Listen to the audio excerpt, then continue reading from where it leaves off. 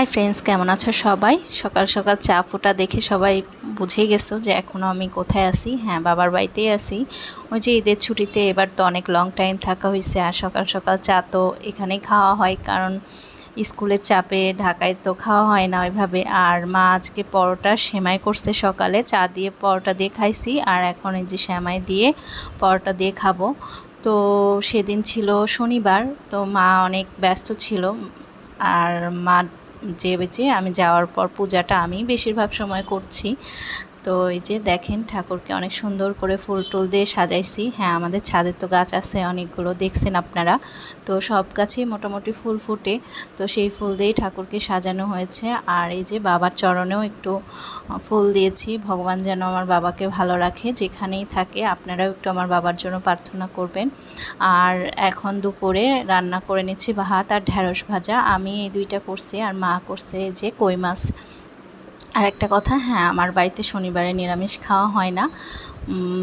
তো এই জন্য আমি ওইভাবে মানতে পারি না রাজশাহীতে গেলে। তো এখন খাওয়া দাওয়া শেষ। ওই দিন মানে আমাদের একটু মিস্ত্রি কাজে লাগছিল দেখে মা অনেক ব্যস্ত ছিল, তো আমি অনেকটাই কাজ করছি।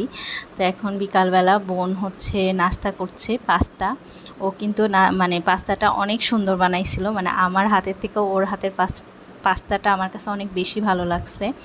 তো অনেক ঝাল ঝাল করে সুন্দর করে পাস্তা বানাচ্ছে। আর এই যে কফি, তো এটার মধ্যে ওই যে একটু মাংস দিয়েছিল, তো মাংস তো মা খায় না, আমি ওই আর ওই যে দিদি, এরা আমরা সবাই মিলে খাইছি। আর দেখেন ও কত কফি খাই।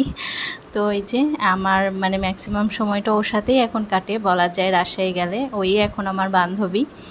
আর যাই হোক, ওর সাথে তো অনেক কথা বলা যায়, গল্প করা যায়। ছোট বোন হলে কি হবে, এখন তো মানে দুইজন বান্ধবী।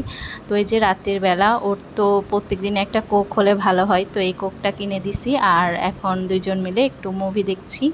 তো ভিডিওটা এই পর্যন্ত। আর দেখেন রাজশাহীর টিকটিকিগুলো কত বড় বড়, ও জুম করে দেখাচ্ছে।